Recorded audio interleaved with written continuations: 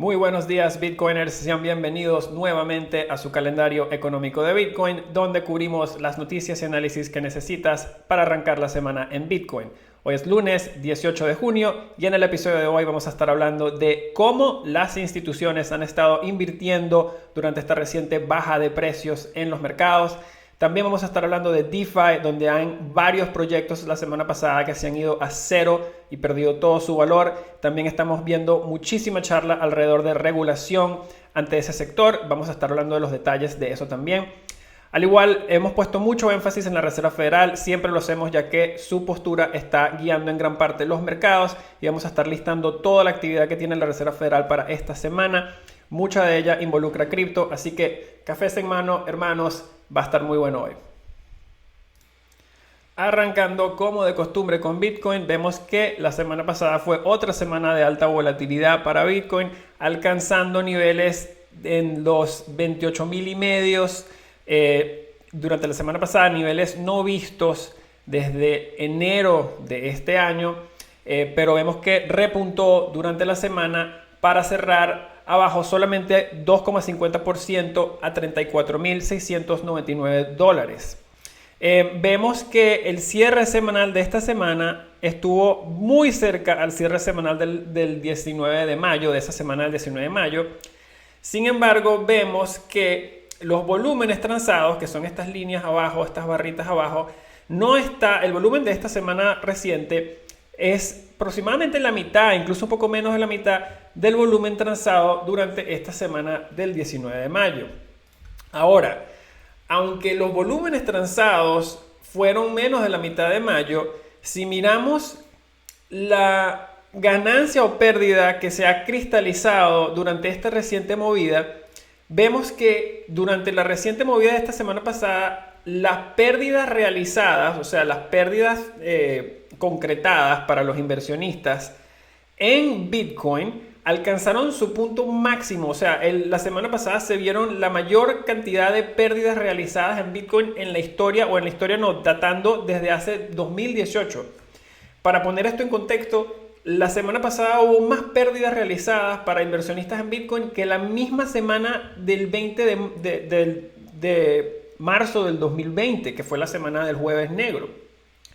Cuando se marcan este punto tan dramático de ganancias realizadas, de pérdidas realizadas, esto se interpreta, o muchas personas interpretan esto como una señal de capitulación en los mercados. ¿Qué quiere decir? Que las personas que ya no tienen cómo mantener sus posiciones porque bien sea mala planificación o se les acabó el capital para salvar la posición que tenían, están básicamente asumiendo esas pérdidas y dejando que al crear esas ventas pues están entrando compradores nuevos con más convicción y que tienen horizontes de inversión mucho más largos. Perfecto ejemplo de este punto es el titular que vamos a colocar a continuación, que es que Cathie Wood de ARK Invest básicamente compró más Bitcoin a través del GBTC y más Coinbase durante esta reciente bajada de precios en Bitcoin. Como podemos ver el artículo que tienen en detalles, para resumir los detalles, ARK Invest agregó 1.2 millones de acciones más para GBTC para su portafolio, y el GBTC ahora es el séptimo activo más grande, o la séptima posición más grande de todo el fondo, y cuenta básicamente suma el 4,2% de todos los activos del fondo. Similarmente, ARK Invest, el mismo grupo de Cathie Wood, compró otras 280.000 acciones de Coinbase durante la reciente bajada, lo cual vuelve a Coinbase ese activo ahora acumula 3,5% de todo el portafolio y es la 10ª posición más grande dentro del portafolio entero. Estas son compras de grandísima convicción y con horizontes de inversión a muy largo plazo. En el tema de inversiones institucionales con muchísima convicción, otro titular que vimos la semana pasada fue que Andreessen Horowitz lanzó un fondo para inversiones en cripto de $2.200 millones, y en el titular fue a decir que está radicalmente optimista en el sector a pesar de las fluctuaciones que han habido en los precios. Estas son señales de que los inversionistas institucionales no están viendo a Bitcoin o a cripto como una tendencia pasajera y continúan invirtiendo fuertemente en la infraestructura de esta industria o de este espacio, lo cual es un testamento a su visión a largo plazo y el potencial que ven en esta industria. Mirando a más data fundamental en los mercados, mirando los mercados de los futuros de Bitcoin, si vemos la curva de los futuros, un segundo para ubicarla, aquí tenemos la curva de los futuros. Si vemos la curva de los futuros y colocamos acá los futuros que estamos básicamente siguiendo, podemos ver que las curvas de los futuros todavía muestran backwardation. ¿Qué significa backwardation? Backwardation es que los precios del contrato de agosto en este caso, de julio en este caso, están transando por debajo del precio actual de Bitcoin. Podemos ver que no es solamente una curva, ya son varias curvas de los exchanges que están todas mostrando este backwardation y ambas, o la gran mayoría, muestran precios por debajo de actual en agosto, en julio, con los precios comenzando a subir a mediados de septiembre o para el contrato de septiembre. Si miramos a las tasas de fondeo de los futuros perpetuos, vemos que están estas tasas acá y vemos que la gran mayoría de estas tasas de los futuros perpetuos se encuentra en negativo al momento de esta publicación. Esto típicamente significa que los mercados están esperando más acción de precios lateral o posiblemente hacia la baja en el futuro mediano o cercano. Pasando al S&P 500, vemos que fue una semana bastante positiva para los mercados capitales en Estados Unidos en general. El S&P 500 alcanzó otro nuevo máximo histórico, arriba 3,20% y cerrando 4.286 puntos.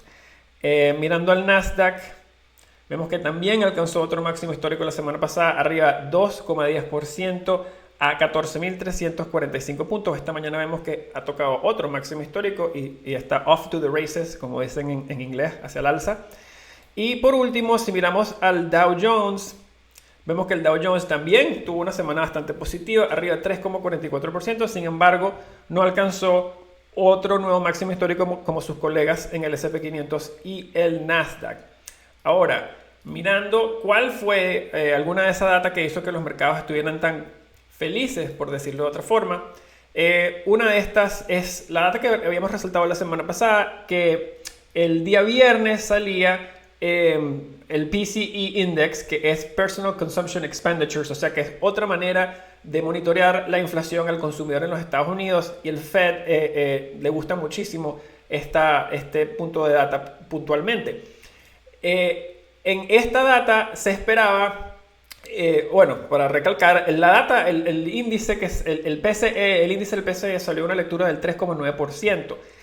¿Por qué es importante esto? Pues porque el Fed tiene un pronóstico de esta métrica para el 2021 de 4,3%. O sea que como salió por debajo de la expectativa de la Fed, el mercado pues aplaudió esto porque quiere decir que la inflación no se le está yendo de las manos al Fed.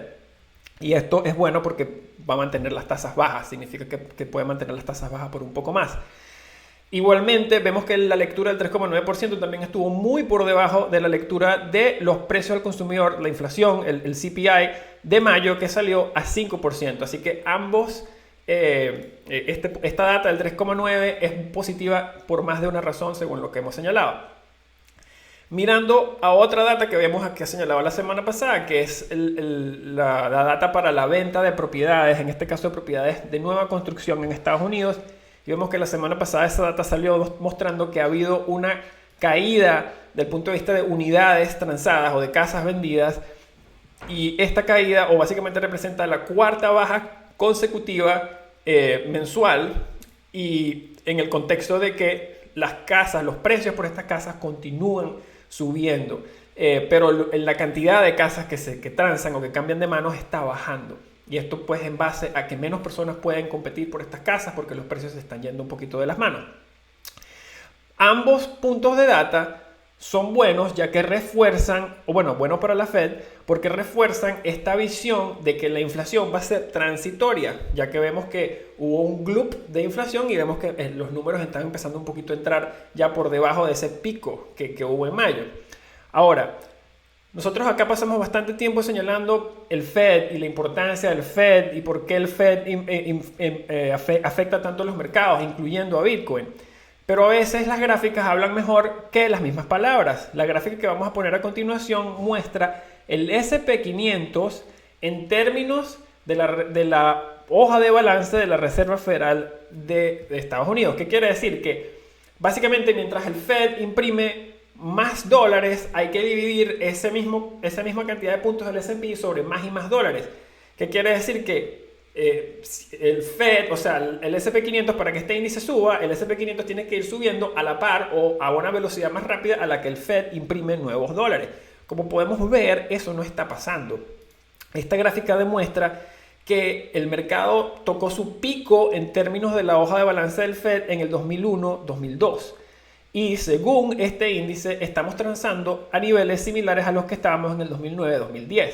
Para poner todo esto en contexto, el SP500 en el 2010 transó básicamente en un rango y el punto intermedio de ese rango fue de 1150 puntos. Actualmente el SP500 está transando por encima de 4000 puntos. O sea que mucha de esta subida, según lo que dice esta gráfica, ha sido gracias a dinero inorgánico que se ha impreso.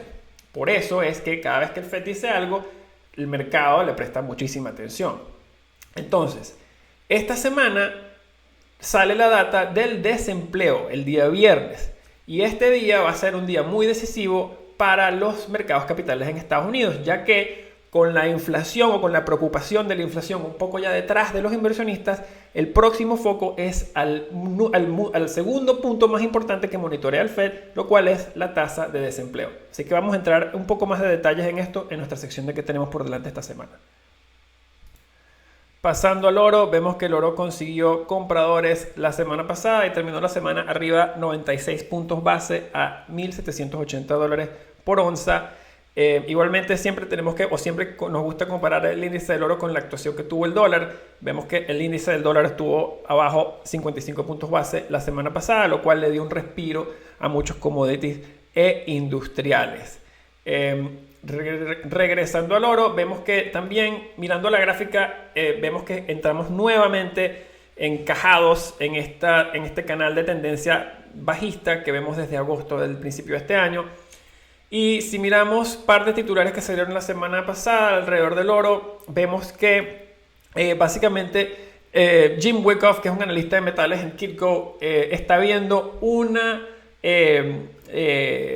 patrón técnico negativo o bajista en el oro, y esto esto coincide con este canal que estamos viendo nosotros.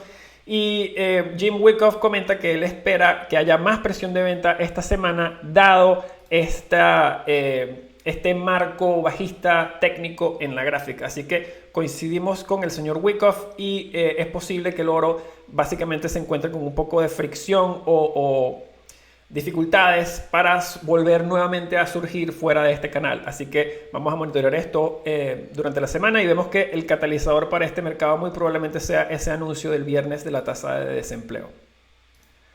Pasando a nuestro análisis de DeFi, fue una semana de proyectos yéndose a cero y de muchísima regulación o conversación alrededor de regulación alrededor de DeFi.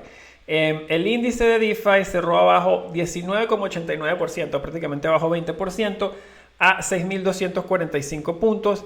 Y vemos que Ethereum también cayó dobles dígitos, abajo 11,57% a $1.983, por debajo de ese importante nivel psicológico de los $2.000 por Ethereum.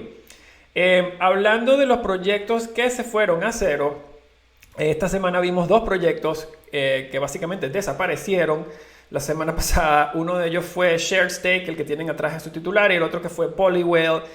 Y aunque los dos proyectos eran bastante desconocidos para las masas, mucha gente no los conocía, esto nos señala nuevamente qué tan riesgoso es este sector de DeFi. Hublando de riesgos en DeFi, el Financial Times, como ven el artículo atrás de su pantalla, reportó este fin de semana que hubo una reunión donde hubo representantes de reguladores globales quienes se reunieron con miembros del equipo de Uniswap y DYDX, entre otras plataformas de DeFi.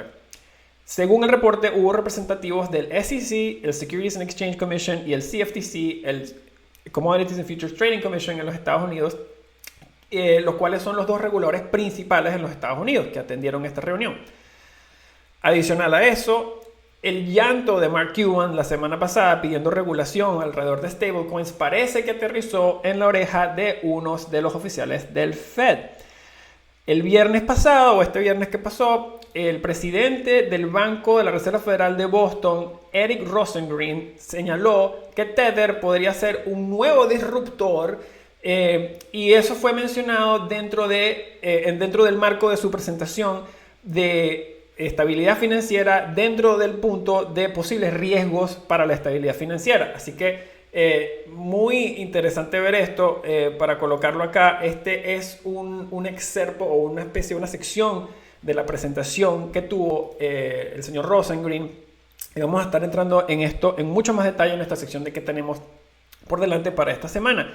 Pero antes de cerrar, queremos compartir otro update importante desde el punto de vista regulatorio, que fue que el Financial Action Task Force, que es un grupo, digamos, un task force que tiene miembros alrededor del mundo, estaba pautado para publicar su guidance, sus lineamientos acerca de anti-money laundering o anti-lavado de dinero y criptotransacciones este viernes pasado. Sin embargo, esa publicación fue retrasada hasta octubre, dado el volumen de feedback que fue recibido por los miembros de la industria. Así que básicamente se ha retrasado este anuncio hasta octubre de este año, y recordemos que este anuncio muy probablemente iba a tener muchísimas reglas o lineamientos que no se podrían seguir dentro de protocolos de DeFi. Así que importante mantenernos al tanto del desarrollo de cualquiera de estas leyes, bien sea del FAFT o de los Estados Unidos o de cualquiera de los reguladores importantes, ya que muchos de estos proyectos van a tener que ajustarse a los mismos.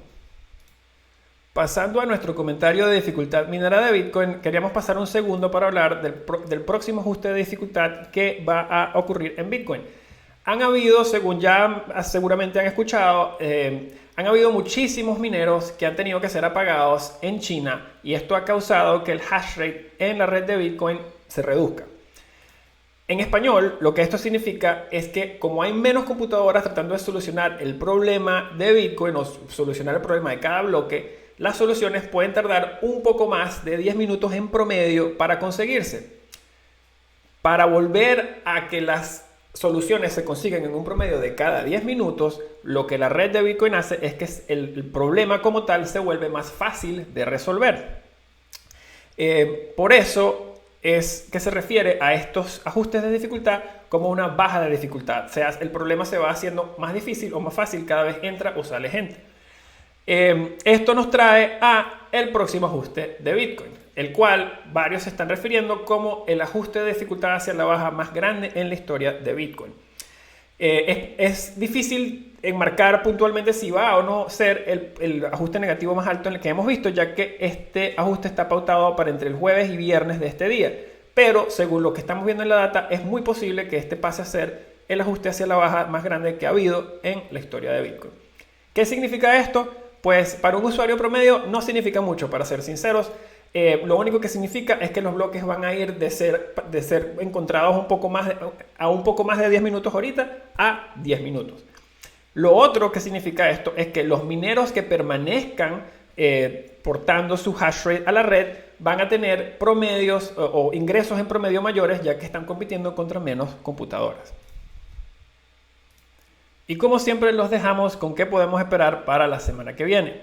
Como hemos hablado, el enfriamiento en la data económica, incluyendo los gastos de consumo personal que hemos visto, al igual que el cuarto mes de bajas consecutivas para las ventas de nuevas propiedades, al igual que la caída libre que estamos viendo en los precios de la madera de construcción, todos son puntos de data que refuerzan la visión del Fed de que la inflación puede ser transitoria. Ahora, habiendo dicho eso, estamos empezando a ver señales muy sutiles de que el Fed se está preparando para subir las tasas de interés. Una de estas datas es la que estamos viendo actualmente, que tienen atrás de su pantalla, que es que el Banco de Nueva York de la Reserva Federal aumentó las tasas de interés en su facility de reverse repo. y esa tasa fue a 5 puntos base de cero. La Reverse Repo Facility es básicamente la unidad que tiene la Reserva Federal para absorber toda la liquidez excesiva que tienen los bancos, de manera que puedan prevenir que los bancos presten a tasas de intereses negativas. Los bancos le pueden prestar su capital al Fed al comprarle estos bonos del gobierno que él tiene, y el Fed acuerda recomprarle los mismos bonos al banco el día siguiente. Eso le permite a los bancos estacionar su efectivo a una tasa mayor al 0%. Ahora, con esta narrativa de inflación transitoria obteniendo bastante validación, el enfoque de la Fed y el enfoque de los mercados va a pasar ahora al próximo punto o al próximo ancla que el Fed sigue muy de cerca, lo cual es la tasa del desempleo. Esta semana vamos a recibir muchísima data alrededor del desempleo el día jueves y viernes, así que el mercado muy probablemente va a alegrarse si ve una tasa del desempleo por encima del 5.8%. Ahora, como mencionamos en la sección de DeFi, Tether parece haber captado la atención de muchos miembros del Fed o de algunos miembros del Fed. El hecho de que el presidente del Banco de Boston, Rosengreen, le dedicó una página entera de su presentación a la hoja de balance de Tether, la cual vamos a poner acá. Esta es literalmente una de las slides que hubo en la presentación de Rosengreen. Esto significa que ellos no simplemente están mirando a Tether, así que probablemente están planeando para tomar algún tipo de acción. Y ahora, aunque cualquier cosa que haga el Fed toma muchísimo tiempo para ejecutarse o para en verdad efectuar un cambio en el mercado, estamos empezando a ver unas movidas muy interesantes alrededor de Tether o en torno a Tether en los mercados. Si miran la gráfica que tienen atrás de su pantalla, la semana pasada se vieron los ingresos de Tether a exchanges más grandes que se han visto desde el 2019. Ahora, puede que esto solamente sea coincidencia, pero será interesante mantenernos al tanto de todos los flows de Tether desde y hasta exchanges. Igualmente, estar pendiente de la capitalización de mercado de otros stablecoins, puntualmente USDC. Y muy probablemente vamos a estar escuchando más acerca de la postura del Fed alrededor de stablecoins en el discurso de hoy que va a tener Randall Quarles. El resto de la semana también va a estar bastante full, así que vamos a resumir día por día qué podemos esperar esta semana. Hoy, día lunes, el presidente del Banco de la Reserva Federal de Nueva York, John Williams, habla en un panel acerca del Banco para International Settlements. De nuevo, 9 de la mañana día de hoy, hora del este. A la 1:10, hora del este, el Vice Chair para Supervisión, se llama Randall Quarles, va a dar un discurso acerca de básicamente stablecoins de central banks, o sea, CBDCs, Central Banks Digital Currencies, y la postura de los Estados Unidos alrededor de CBDCs, hoy a la 1:10 de la tarde hora del este, en la convención de banqueros anuales en Utah. El día martes a las 9:30 de la mañana hora del este, el presidente de la Reserva Federal de Richmond, Tom Barkin, da una entrevista, y el día jueves empezamos a recibir las datas del desempleo que estábamos hablando a las 8:30 hora del este, con básicamente Initial and Continuing Jobless Claims. Estas son básicamente aplicaciones para beneficios de desempleo, las cuales afectan mucho la data del desempleo final o suelen fluir hacia la data del desempleo final que se va a ver el día viernes. Ahora, el día viernes sale muchísima data alrededor del desempleo a las 8:30 hora del este. Muy probablemente la que va a estar siguiendo más de cerca el mercado va a ser la tasa del desempleo actual, la tasa como tal del desempleo. Y recordemos que cualquier número por debajo de 18% o por encima de 18% básicamente va a ser celebrado por el mercado. Por debajo del 5,8% probablemente no va a ser celebrado por los mercados. Así que, como siempre y como hemos resumido, es una semana bien cargada de información y los vamos a mantener al tanto de todo esto aquí mismo en el calendario económico y a través de nuestras redes sociales, @HODL_with_Leden. Si aprendieron algo hoy, si disfrutaron de este show y si tienen alguna pregunta o comentarios, los invito a que dejen su feedback en la sección de comentarios. Y si disfrutaron esto y aprendieron algo, los invito a que le den like, se suscriban y lo compartan a sus amigos. Si todavía no tienen una cuenta de Ledn, los invito a que revisen ledn.io y aprendan cómo pueden empezar a ganar hasta 9,5% APY en sus USDC y hasta 6,1% en sus primeros 2 Bitcoins. También tenemos la mejor tasa del mercado para créditos respaldados por Bitcoin al 9,5% anual. Así que chequenos en ledn.io. Los quiero mucho a todos. Cuídense mucho y nos vemos la semana que viene.